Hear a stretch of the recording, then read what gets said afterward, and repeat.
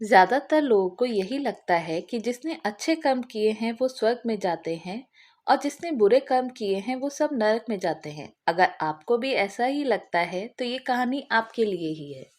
ये कहानी है एक साधु और नर्तकी की। किसी छोटे से गांव में साधु रहते थे और उस साधु का काम गांव के लोगों को उपदेश देना था। उसी गांव में एक नर्तकी रहती थी। उसका काम लोगों के सामने नाचकर गांव के लोगों का मन बहलाना था।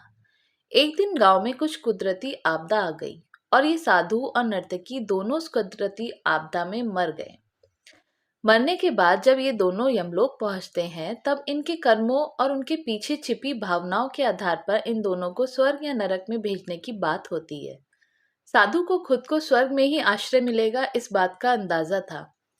दूसरी तरफ नर्तकी के दिमाग में ऐसा कुछ भी नहीं था। उसे तो सिर्फ फैसले का इंतजार था। तभी घोषणा होती है कि नर्तकी को स्वर्ग दिया जाता है और साधु को नरक। इस फैसले को सुनते ही साधु यमराज पर बहुत चिल्लाते हैं और उनसे क्रोधित होकर पूछते हैं कि ये कैसा न्याय है महाराज।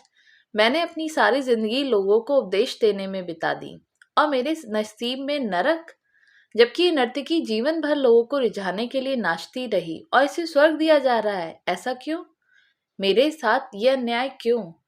यमराज ने साधु को शांति से उत्तर देते हुए कहा कि नर्तकी अपना पेट भरने के लिए नाचती जरूर थी, किंतु उसके मन में यही भावना थी कि मैं अपनी कला को ईश्वर के चरणों में समर्पित कर रही हूँ। जबकि तुम लोगों को उपदेश देते हुए भी यह सोचते थे कि काश तुम्हें भी नर्तकी का नाच देखने को मिल जाए।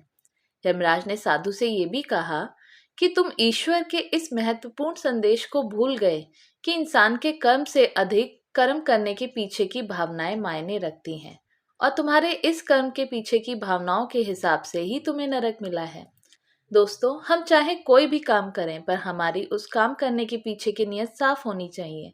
अगर हमारी नीयत साफ नहीं होती है तो हमें दिखने में भले लगने वाले काम भी पुण्य की जगह पर पाप का ही भागी बना देते हैं। तो दोस्तों, आपको हमारी कहानी कैसी लगी, अच्छी लगी हमें कमेंट करके ज़रूर बताइएगा और चैनल पर नए हैं तो सब्सक्राइब ज़रूर कीजिएगा और वीडियो को लाइक एंड शेयर भी कीजिएगा। धन्यवाद।